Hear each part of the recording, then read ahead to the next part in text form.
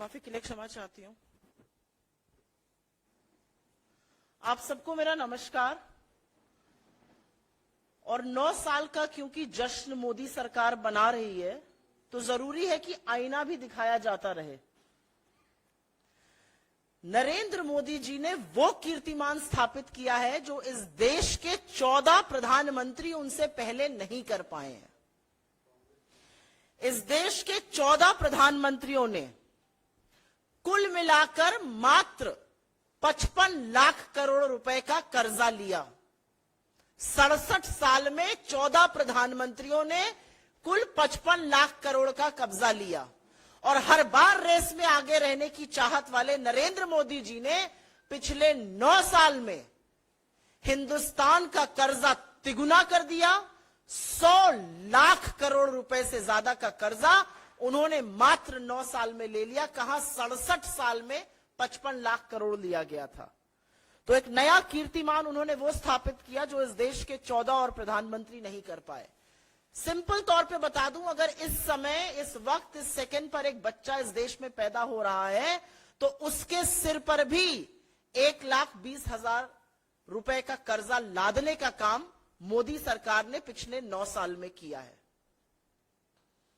और अगर और सिंपली बोलने पर आ जाऊं तो हर सेकंड इस सरकार ने 4 लाख रुपए का कर्जा लिया है। हर मिनट पर लगभग 2.5 करोड़ का लिया है। हर घंटे पर 144 करोड़ का कर्जा लिया है। 3,456 करोड़ का कर्जा हर दिन लिया है। हर महीने 1 लाख करोड़ से ज्यादा और हर साल लगभग 12.5 लाख करोड़ का कर्जा लिया है। इसीलिए 9 सालों में 100 लाख करोड़ से ज्यादा का कर्जा लेने का कीर्तिमान और इस देश के लोगों पर कर्जा के बोझ तले उनको दबाने का कीर्तिमान नरेंद्र मोदी जी ने स्थापित किया है। आप इनसे कोई भी सवाल पूछिए, बाकी देशों की बात करते हैं तो उस पर भी आईना दिखाना जरूरी है। भारत का डेट टू जीडीपी रेशियो, मतलब कर्ज और जीडीपी का जो अनुपात होता है, जो रेशियो होता है, वो 84% पर है इस समय। और हमारे तरह की जो इमर्जिंग मार्केट इकोनॉमीज हैं या प्रगतिशील डेवलपिंग इकोनॉमीज जिनको कहते हैं, उनका औसतन ये रेशियो 64.5% पे है। हमारा 84% पर है, उनका 64.5% पे है, 64.5% पर। एक समस्या और भी है, जब आपका ऋण 155 लाख करोड़ हो जाता है तो उस पर आपको ब्याज भी चुकाना पड़ता है। हर साल 11 लाख करोड़ तो सिर्फ ब्याज चुकाने में, मतलब इंटरेस्ट पेमेंट में दिया जा रहा है। 11 लाख करोड़।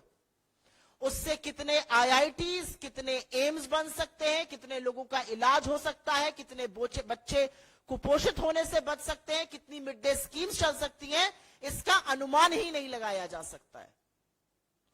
11 लाख करोड़ सिर्फ इस डेट की सर्विसिंग में, जिसको इंटरेस्ट पेमेंट कहते हैं, होता है। लेकिन एक बहुत भयावह चीज हो रही है। सीएजी की रिपोर्ट, यह हमारी रिपोर्ट नहीं है, यह सीएजी की रिपोर्ट है।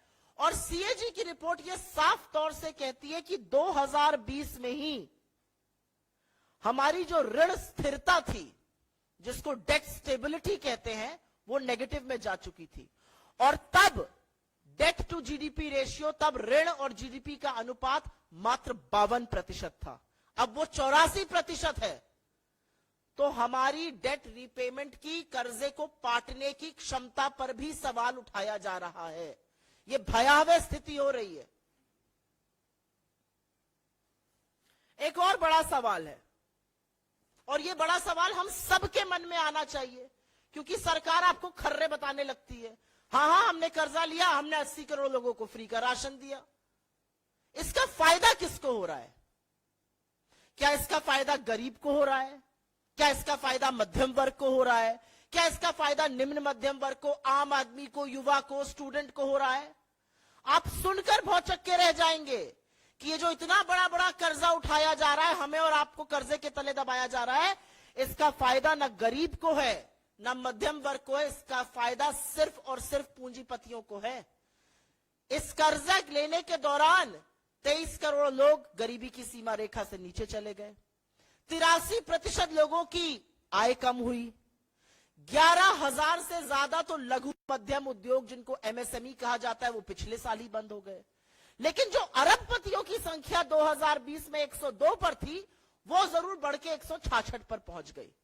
तो इसका फायदा भी सिर्फ और सिर्फ धन्ना सेठों को, अमीरों को और मोदी जी के परम प्रिय मित्रों को हो रहा है। अब दूसरा सवाल उठता है, ठीक है उनको फायदा हो रहा है भाई, वो तो part of India growth story है। अगर मोदी जी की सुन लीजिए, हमारा आपका क्या योगदान है, हम कुछ नहीं करते हैं, वो 10% लोग बहुत कुछ करते हैं। लेकिन सत्य उससे विपरीत है, क्योंकि ना वो भारत की विकास दर में अपना योगदान दे रहे हैं, ना टैक्स दे रहे हैं उतना। टैक्स वसूली हमसे, आपसे, गरीबों से, निम्न मध्यम वर्ग से करी जा रही है, कर्जा हमारे ऊपर लादा जा रहा है और सारा का सारा लाभ पूंजीपतियों को मिल रहा है। और इसीलिए जो दूसरा एक मुद्दा है पिछले 9 सालों का, एक तो है कि कर्जा तिगुना कर दिया, 100 लाख करोड़ का कर्जा उठा लिया 9 सालों में, और दूसरा एक है जो ये कहेंगे और कहते कहते थकते नहीं है, टैक्स कलेक्शन भी तिगुना हो गया, टैक्स कलेक्शन भी तिगुना हो गया।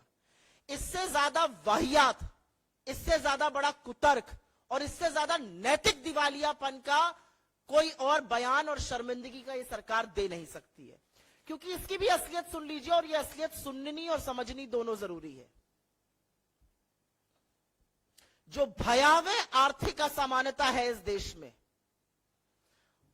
उसका नतीजा है कि जो सबसे निचला 50% इस देश का तबका है, अगर इस देश की आबादी को 2 हिस्सों में बांट दिया जाए, 50% अमीर और 50% सबसे निचला तबका, तो जो 50% सबसे निचला तबका है वो जीएसटी कलेक्शन का 64% पैसा दे रहा है। सबसे गरीब 50% जीएसटी का 2/3 से ज्यादा पैसा दे रहा है, 64%।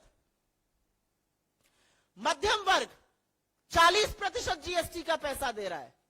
लेकिन क्या आप यह सुनकर बहुत चक्के रह जाएंगे कि जो 10% लोग जिनके हाथ में हिंदुस्तान के 80% संसाधन और संपत्ति है, वो मात्र 3 से 4% समूचे जीएसटी कलेक्शन का पैसा दे रहे हैं।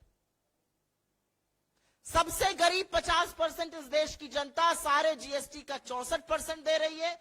उनके पास इस देश की मात्र 3% संपत्ति है, और जिन 10% की इस देश की 80% संपत्ति पर कब्जा करके बैठे हैं, वो मात्र 3% जीएसटी कलेक्शन का दे रहे हैं। क्योंकि एक बात साफ है, और ये पानी की तरह साफ है, कि आटा, दही, दवाई, पढ़ाई, इन सब पर जीएसटी लगाकर जो वसूली सरकार कर रही है, उसका खामियाजा तो गरीब आदमी को भुगतना पड़ रहा है, उसका खामियाजा तो मिडिल क्लास को भुगतना पड़ रहा है। धन्ना सेठ तो सब मस्त है, लेकिन सरकार सब कुछ जानते बूझते हुए भी सिर्फ और सिर्फ छुपाने पर तथ्यों को तुली हुई है। ये सारी चीजें कोई आइसोलेशन में नहीं हो रही हैं। इन सारी चीजों का अर्थव्यवस्था पे प्रभाव पड़ रहा है। हिंदुस्तान की अर्थव्यवस्था का सबसे इंपॉर्टेंट जो पार्ट है वो कंजम्पशन, मतलब उपभोग होता है। हमारा उपभोग जीडीपी का 61.1% था वित्तीय वर्ष 2022 में, वो गिरकर 60% पर आ गया है। अभी हाल ही के जीडीपी डेटा में, जिसको लेकर ये कसीदे पढ़ रहे थे।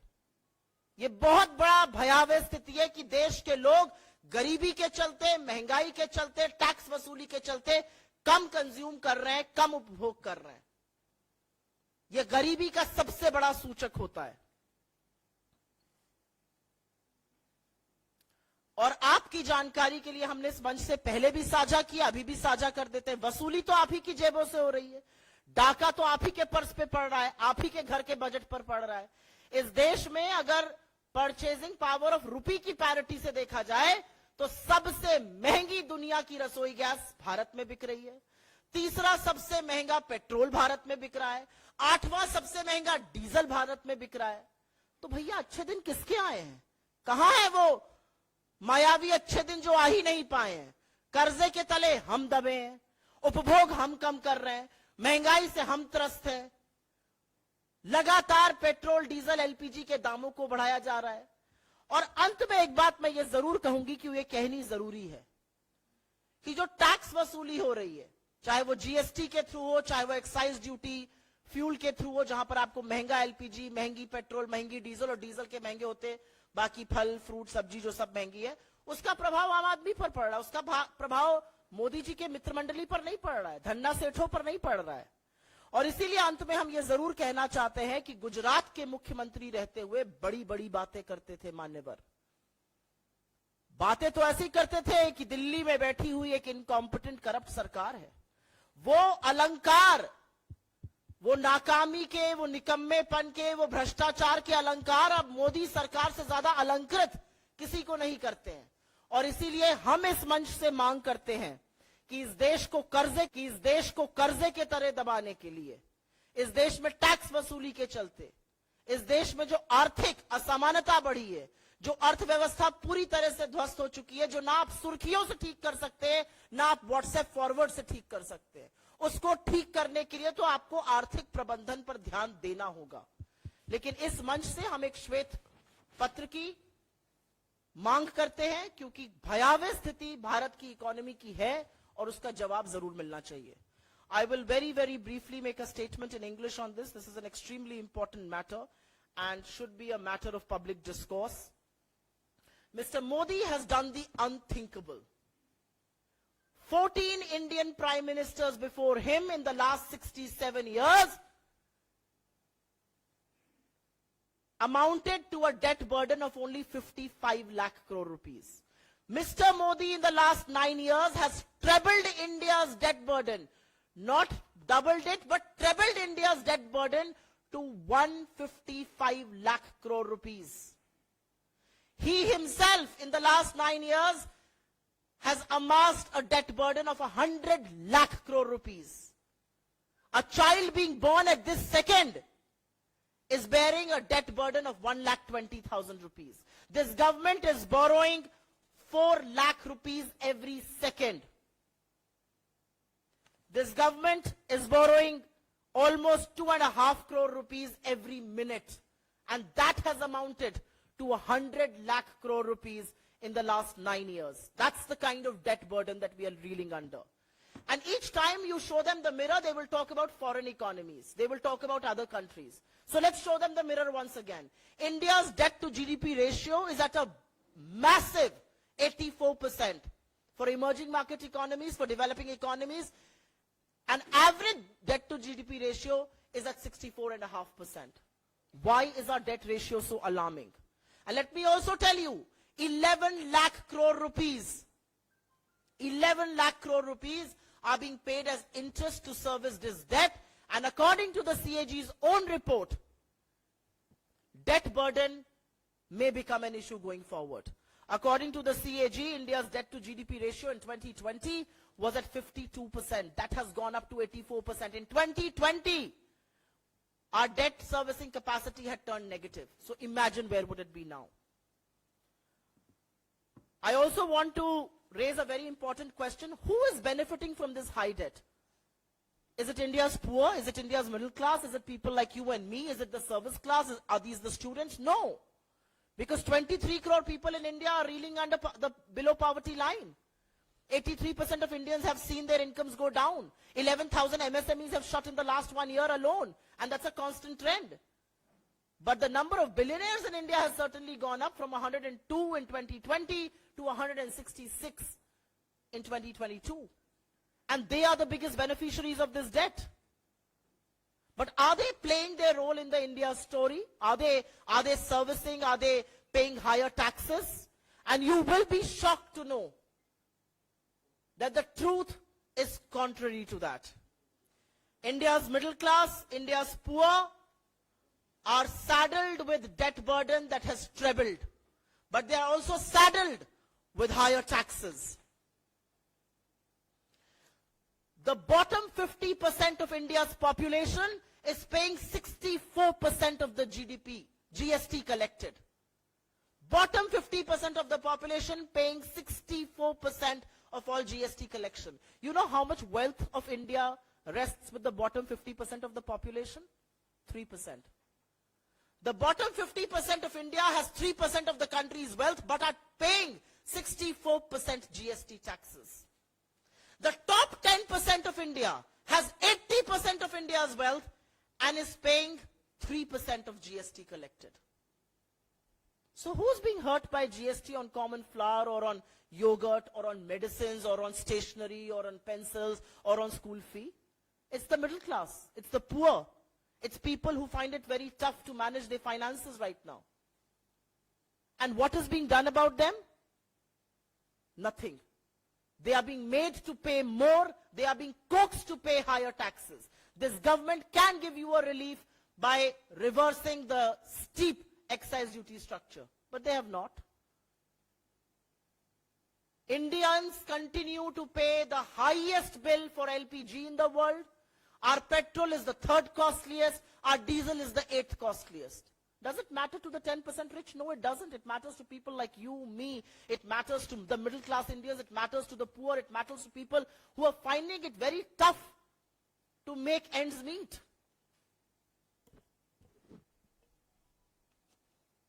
The only thing that we say from this platform is that Mr. Modi, as Chief Minister of Gujarat, used to call the central government incompetent, inefficient, and corrupt.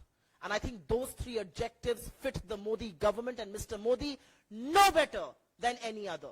Because economic mismanagement of this government has resulted in a ruined Indian economy. It has resulted in high prices. It has resulted in high inflation. It has resulted in high unemployment. And it has now resulted in massive debt burden that the country is facing. And so, I will only say that Indian economy cannot be managed by managing headlines. Indian economy can also not be managed by WhatsApp forwards. Indian economy will have to be managed by sound economic managers who don't want to hog the limelight, who want to do the work and fix the Indian economy and ensure that prosperity reaches every part of India.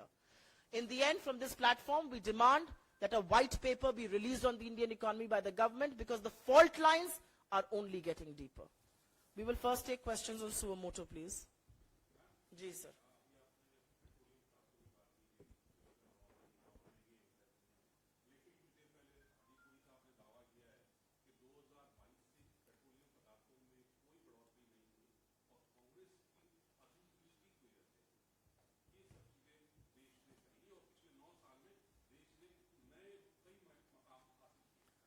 दिक्कत क्या है कि जिन मंत्री का आप नाम ले रहे हैं उनका काम अपना मंत्रालय चलाना तो है नहीं. उनका काम फेक न्यूज फैलाना, राहुल गांधी के खिलाफ अपशब्द बोलना और बड़बोलापन है. अगर अपना ध्यान थोड़ा सा मंत्रालय पर देते तो वो इस तरह का झूठ ना बोलते. और मैं बताती हूं क्यों. कच्चे तेल का औसतन दाम भारत में 2014 से यूक्रेन का युद्ध शुरू होने से पहले $65 था. 65.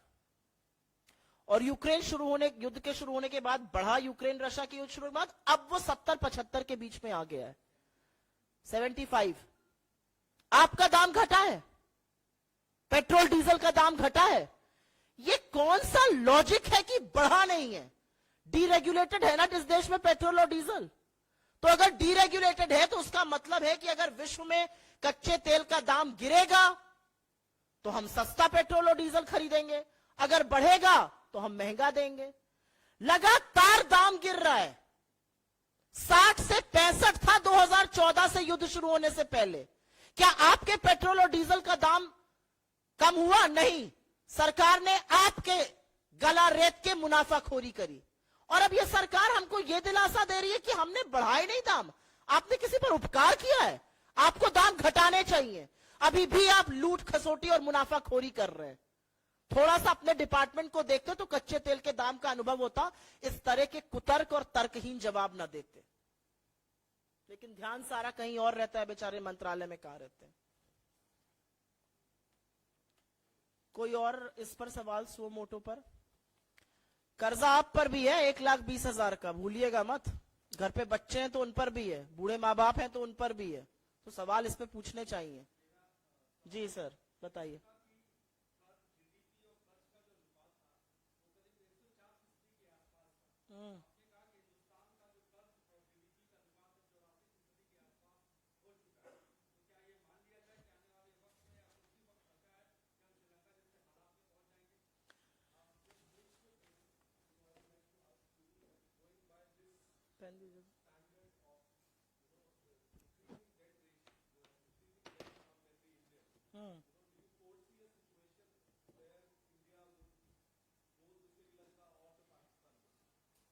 No, I'm not going to sit here and say that we can go the India and we can go the Sri Lanka and Pakistan way. I think I'm coming to that. I think the fundamentals of our economy are strong. They need to be strengthened.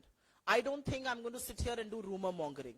But yes, I will say that while the fundamentals are strong, perhaps we have a consumption story. We have an India which will spend if you put money in their hands. But the reality also is that in the last 9 years, there has been no focus on economic management. The mainstay of the Indian economy is consumption. Any government should lose sleep if consumption begins to falter, and that's what is happening.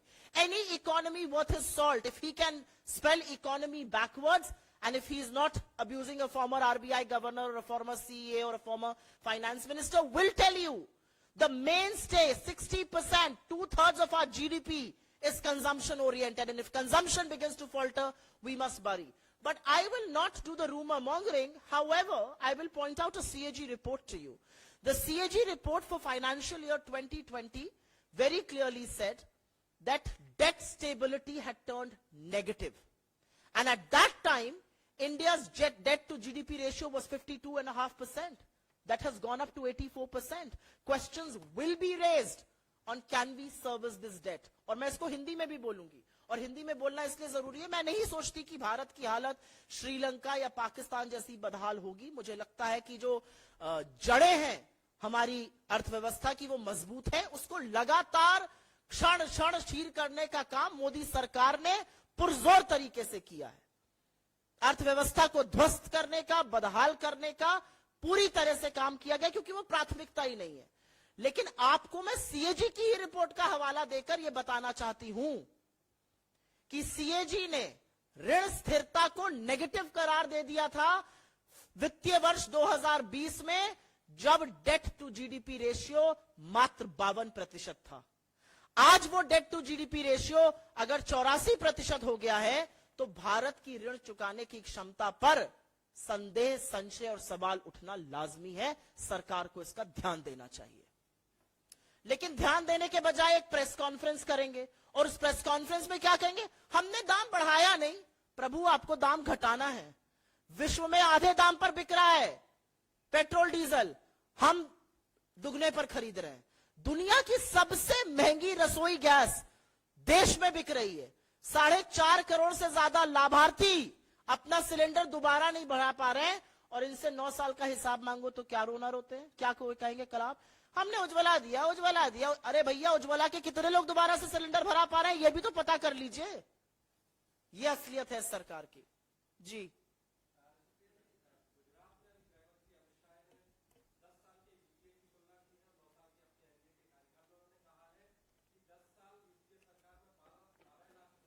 कर रहे हैं.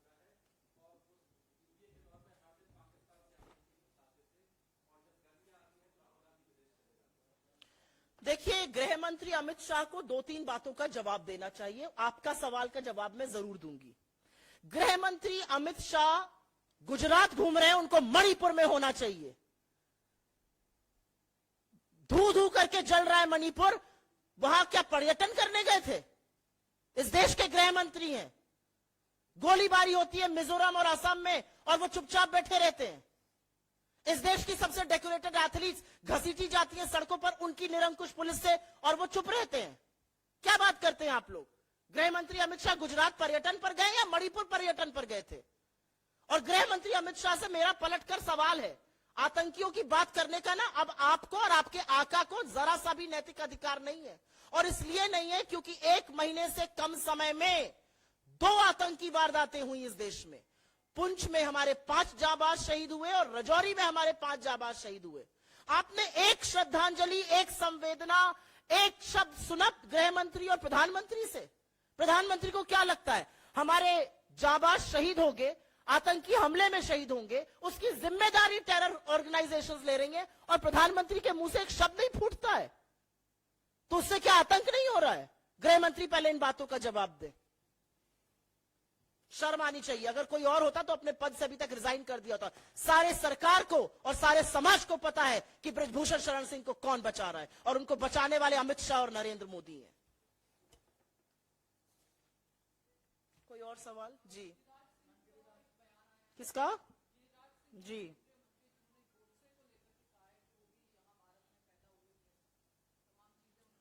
मुझे लगता है कि मेरे नेता ने, चाहे वो देश में ये बात कही हो चाहे विदेश में ये बात कही हो, उन्होंने पूरी तरह से इस बात को स्थापित कर दिया है कि आज के दौर में लड़ाई गांधी बनाम गोडसे है। आप गिरिराज सिंह का नाम बता रही हैं, कल पूर्व मुख्यमंत्री भी यही बोल रहे थे कि गोडसे बड़े भारत के वीर सपूत हैं। कौन से वीर सपूत हैं गोडसे? लगाइए लोग गोडसे जिंदाबाद का नारा अगर इतने वीर हैं। क्यों वैधता के लिए गांधी के आगे सिर झुकाते हैं? क्यों प्रधानमंत्री को विदेश जाकर गांधी की प्रतिमा का अनावरण करना पड़ता है और नतमस्तक होना पड़ता है? और क्यों प्रधानमंत्री अपने मंत्रियों को, अपने पूर्व मुख्यमंत्रियों को, अपने नेताओं को चुप रहने की हिदायत नहीं देते हैं? क्यों वो उनको नहीं डांटते? क्या प्रधानमंत्री को इस बात का संज्ञान नहीं है कि गिरिराज सिंह ने यह कहा? सारी लड़ाई इस देश में, सारी लड़ाई आज के वक्त में गांधी बनाम गोडसे की है। गांधी सत्य, प्रेम, अहिंसा, मोहब्बत के अनुयायी हैं और गोडसे के जो उपासक हैं वो नफरत के साथ खड़े हैं। इनमें से 4 लोगों से कहिए हाथ उठाकर नारा लगाएं गोडसे मुर्दाबाद, लगा नहीं पाएंगे। ये इनकी नैतिकता है। I think as Rahul ji has said, whether it is in India or overseas, the contest in ideologies today is the contest between Gandhi and Godse. Gandhi represents all that is good within us, in our society, whether it is truth, whether it's non-violence, or whether it is love. And Godse stands for violence, he stands for hatred, he stands for lies. And which is why the question, why do people from the BJP, why do senior leaders from the BJP, whether it's a Giriraj Singh or the former Chief Minister of Uttarakhand, go on glorifying Godse? And why does Mr. Modi not take cognizance of this? Mr. Modi, whether in India or overseas, eventually has to find legitimacy by Gandhi and Gandhi alone. And which is why you don't see him going and inaugurating statues of Godse. He goes and bows before Gandhi because Gandhi is the biggest apostle of peace, love, and humanity. And the war of our times is between Godse and Gandhi. We know who's standing with Godse because we are certainly standing steadfastly with Gandhi. जी,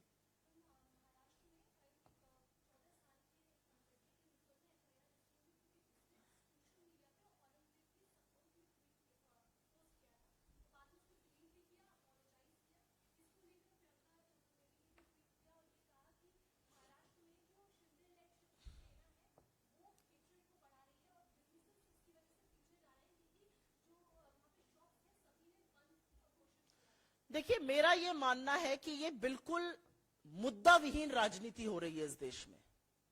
हर शाम को दुकान सजाई जाती है TV channel पर और ऐसे विषयों पर डिबेट होता है और फिर टेलीविजन स्टूडियो में मारपीट तक की नौबतें आ गई हैं। अब हाथापाई हो रही है।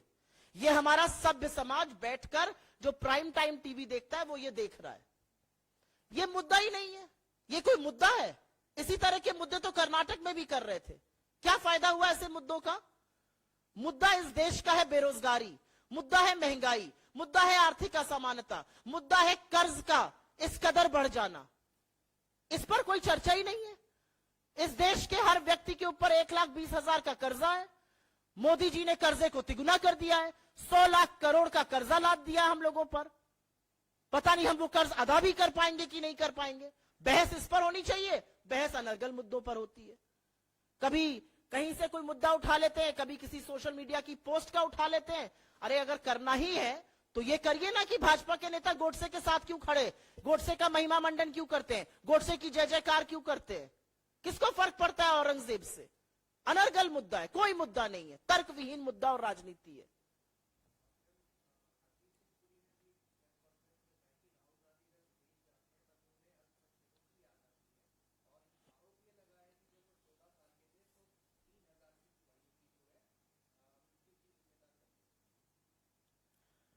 क्योंकि आपने नाम लेके उनका सवाल पूछा है तो मैं नाम ही लेकर जवाब भी दे देती हूं। इस सरकार के कुछ मंत्री हैं, उसमें से एक हरदीप पुरी भी हैं। प्रवक्ता तो है ही, सांसद तो है ही, बड़े बड़े मंत्री। उनका अपने कोई उपयोगिता तो देखिए है नहीं सरकार में। सरकार 1.5 लोग चला रहे हैं, पार्टी भी 1.5 लोग चलाते हैं, तो इनकी कोई रेलेवेंसी नहीं है। ये बेचारे क्या करेंगे? ये इंतजार करते हैं कि कब राहुल जी कुछ कहें, कोई वक्तव्य दे, कोई प्रेस कॉन्फ्रेंस कर दे, कोई विदेश का दौरा आ जाए, हमारी थोड़ी उपयोगिता बनी रहे, हमारे पास लोग आए हमसे सवाल। और लोगों का भी काम है जा जाके उनसे पूछना, राहुल जी ने ये कह दिया बताइए, राहुल जी, उनका काम ही यही, उनकी उपयोगिता ये है। और इसीलिए मैं उनको 2 रुपल्ली का ट्रोल कहती हूं। अच्छा नहीं लगता कहते हुए, मंत्री है भारत सरकार में, लेकिन इसीलिए कहती हूं। उनको चिंता होनी चाहिए कि पेट्रोल डीजल इतना महंगा क्यों है, उनको चिंता होनी चाहिए कि रसोई गैस सबसे महंगे दाम पर क्यों बिक रही है विश्व में। उनको चिंता क्या है? राहुल जी ने क्या कह दिया। राहुल जी को चिंता विदेश में या देश में रहकर होती है, गरीबों की होती है, युवाओं की होती है, किसानों की होती है, ट्रक ड्राइवर की होती है, मलिन बस्ती में रहने वाले लोगों की होती है, जिनकी चिंता आपको नहीं होती। आपको चिंता सिर्फ और सिर्फ एक आदमी की है। अब मुझसे यहां क्या कहलवाएंगे? एक मित्र जो मंत्रिमंडल पे भारी है, उसी की चिंता में सारी सरकार मस्त है।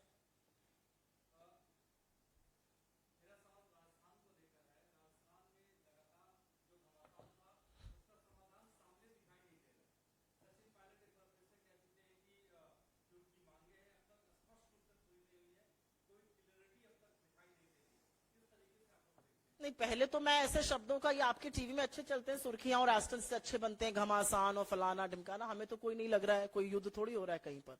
और मुझे लगता है कि डिसाइड कर लिया एआईसीसी में, उन्होंने डिसीजन छोड़ा है हमारे शीर्ष नेतृत्व पर, हमारे प्रेसिडेंट पर, और जरूर इसका कुछ सकारात्मक रवैये से समाधान निकलेगा।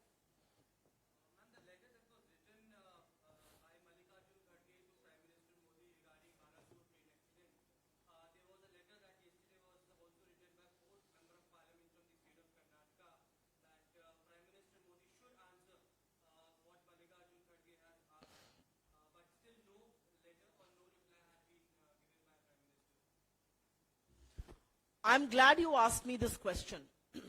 Shri Mallikarjun Kharge ji is not just an elected president of the Indian National Congress, India's main opposition party. He also happens to be the leader of opposition in the Rajya Sabha. And one expects that in an electoral parliamentary democracy like ours, when Shri Kharge ji writes a letter to the Prime Minister on an issue as grave and as serious as a rail accident which has resulted in the death of 288 Indians, a reply will come from the Prime Minister. Instead, 4 MPs, one of them who was fiddling with an exit door, one of them who was talking about monkeys, choose to reply. Who are you? आप कौन हैं? आपसे किसी ने सवाल का जवाब मांगा है? आपको रेल का राह आता है? आप कौन हैं? चिट्ठी प्रधानमंत्री को लिखी गई है. The letter has been addressed to the Prime Minister, and what Kharge ji has said has been validated not just by 2 CAG reports, but by the Parliamentary Standing Committee and by the own senior official of the railway, the Southwest Rail official's letter. And so the question is that after a tragic accident where accountability should be fixed, where the Prime Minister should have addressed the nation, where the Prime Minister needs to take onus, where the Railway Minister should have been given marching orders, you have these 3 flunkies writing a letter. Who are they? The letter has been written to the Prime Minister of this country by the leader of the opposition in the Rajya Sabha and by the President of the Indian National Congress. Has Mr. Modi even received the letter? Is there an acceptance? Is there an acknowledgement that he has received the letter? Does he plan to respond to that letter? Because it's a very detailed letter, and he also writes it in his capacity of being a former railway minister. This is exactly how the government is running, and which is why we are where we are. And let me tell you, my friend, I say with a lot of caution, we must take the rail accident seriously. We cannot have another repetition of the kind that we saw in Balasore. मैं इसका हिंदी में भी जवाब दे देती हूँ. श्री खड़गे जी ने जो प्रधानमंत्री को 11 सूत्रों का एक पत्र लिखा, वो सिर्फ भारतीय राष्ट्रीय कांग्रेस के अध्यक्ष की हैसियत से ही नहीं, वो लीडर ऑफ ऑपोजिशन भी हैं, वो नेता प्रतिपक्ष भी हैं राज्यसभा में, एक पूर्व रेल मंत्री हैं. और इतनी भयावह त्रासदी पर, जहां पर 288 लोगों की मौत हो गई, उन्होंने कुछ सुझाव दिए, एक पत्र लिखा, और उनकी जो लिखी हुई बातें हैं उसका वैलिडेशन, उसकी पुष्टि 2 सीएजी की रिपोर्ट, पार्लियामेंट की स्टैंडिंग कमेटी की report, south west regional rail के जो प्रबंधक हैं उनका खत, सब उसकी पुष्टि करते हैं। लेकिन प्रधानमंत्री महोदय की तरफ से कोई जवाब नहीं आया। क्या उनको वो चिट्ठी मिली नहीं? और ये कौन 4 लोग हैं? एक तो इसमें से हवाई जहाज में बैठ के हवाई जहाज का एग्जिट डोर खोलने की कोशिश करते हैं। ये कौन लोग हैं? इनको किसने हक दिया कि ये चिट्ठी लिखे? अरे चिट्ठी प्रधानमंत्री को, या तो ये 4 लोग अपने आप को प्रधानमंत्री कैंडिडेट समझ रहे हैं, तो बड़ी भयावह स्थिति है भैया। मोदी जी समझ लें, कौन अपने आप को प्रधानमंत्री कैंडिडेट समझ रहा है इनकी पार्टी में? चिट्ठी प्रधानमंत्री को लिखी गई है, जवाब उनके यहां से आना चाहिए। फुदक फुदक के ये 4 लोग जवाब दे रहे। कौन है भैया आप? किसने आपसे जवाब मांगा है? क्या पता है आपको रेल के बारे में? शांति से बैठ जाइए। अध्यक्ष ने चिट्ठी लिखी है, नेता प्रतिपक्ष ने चिट्ठी लिखी है। पार्लियामेंट्री डेमोक्रेसी में, हमारी लोकतंत्र की प्रणाली में जवाब तो प्रधानमंत्री के पास से आना चाहिए। असल में तो 288 लोगों की मौत के बाद कोई नैतिक हक नहीं है रेल मंत्री को अपने पद पर बने रहने का। प्रधानमंत्री एक शब्द नहीं बोलते, वहां जाकर कैमरा पर, फोन पर पिलर पकड़ के बात करते हैं। ये ऐसे देश चलता है, और इसीलिए देश का ये हाल है जो हो गया है।